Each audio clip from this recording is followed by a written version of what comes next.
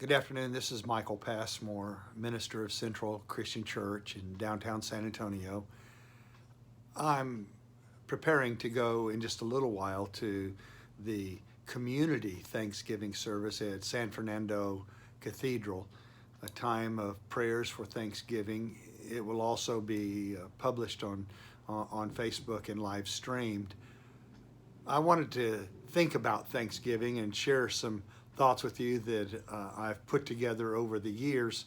Of course, we're all familiar of the different stories of the first Thanksgiving, 1621, when William Bradford decided as the pioneer of the Pilgrim community to have a first harvest celebration, a time of feasting and thanksgiving to God after a long year of suffering. And the number of the dead was astronomical, the percentage of the number of the dead, and how difficult it had been, and yet they called for a time of giving thanks.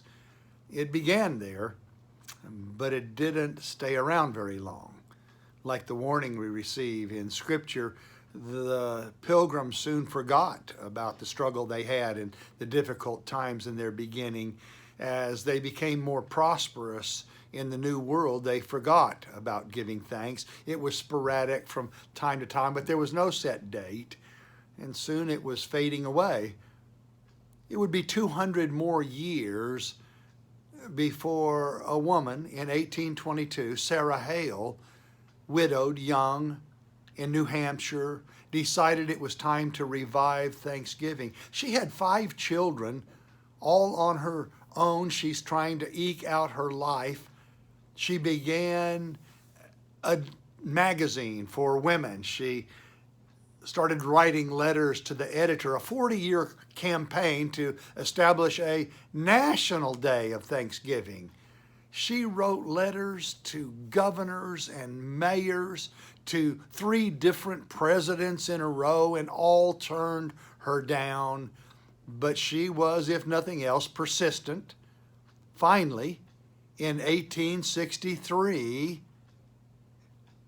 at last, Abraham Lincoln responded in the positive, establishing the last Thursday in November as the day we will be celebrating as Thanksgiving this year, even amid the COVID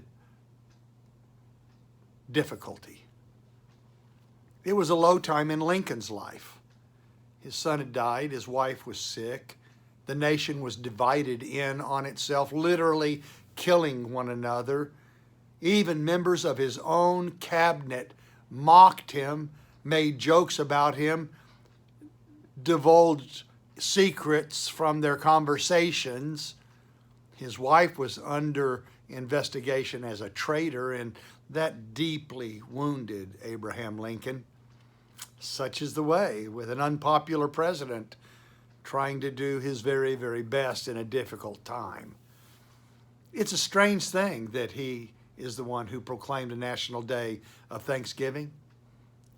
It's a strange thing also that Sarah Hale, who championed the cause of Thanksgiving, is not remembered for that fact.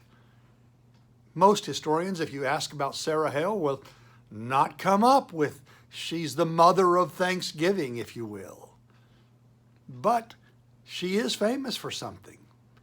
She wrote a poem in her women's magazine in 1830. The poem was later given a jingly tune.